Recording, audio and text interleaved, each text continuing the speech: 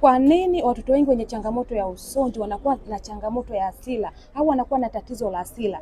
Kuna wakati hao watoto wanakuwa wanalia, lakini mzazi unajua wanalia bila sababu. Hapana. Ukimwona mtoto wako mwenye usonji analia, tambua kabisa kipo kinachosababisha. Na sababu ya kwanza inomfanya mtoto awe na hasira ni ile hali ya kushindwa kujielezea. Mtoto mwenye usonji hawezi kuongea. Kwa hiyo kipindi anaposikia njaa hawezi kabisa kujielezea. Lakini sababu ya pili, pale anapojisikia haja hawezi kabisa kujielezea. Kuna wakati anajisaidia kwenye nguo, na anapojisaidia mzazi unaweza ukasema anafanya makusudi au anapenda, apendi mwenyewe anaumia.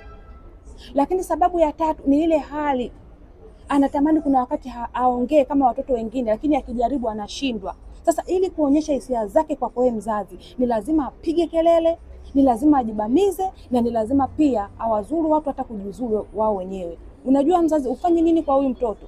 Ni muhimu kushirikiana na wataalamu wa afya ili kutengeneza mazingira mtoto wako hawezi kuongea na epukane na hizo changamoto. Kumbuka, tumaini la mama na mtoto lipo kwa ajili ya kukushauri na kukusaidia pia pale unapohitaji msaada.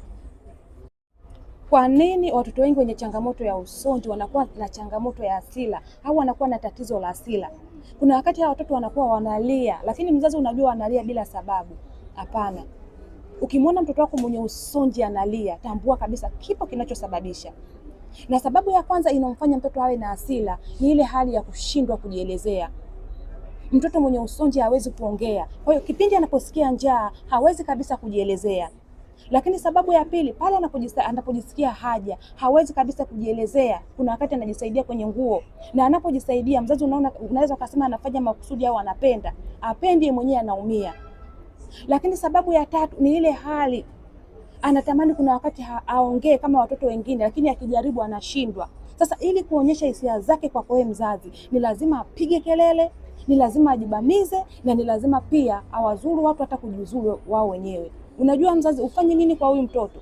Ni muhimu kushirikiana na wataalamu wa afya ili kutengeneza mazingira mtoto wako hawezi kuongea na epukane na hizo changamoto. Kumbuka, tumaini la mama na mtoto lipo kwa ajili ya kukushauri na kukusaidia pia pale unapohitaji msaada.